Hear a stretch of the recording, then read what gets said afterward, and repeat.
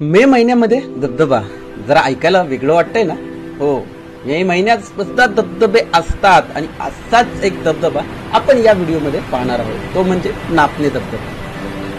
100 फुटांवरून कोसळणारे पाणी, त्यातून निघणारे दवबिंदू, 40 फूट उंचीचा डोह, पक्ष्यांचा किलबिलाट आणि धबधब्याच्या दोन्ही बाजूने वाढलेली वृक्ष, असे अद्भुत आणि निसर्गाने भरभरून दिलेले ठिकाण म्हणजे नापणे धबधबा.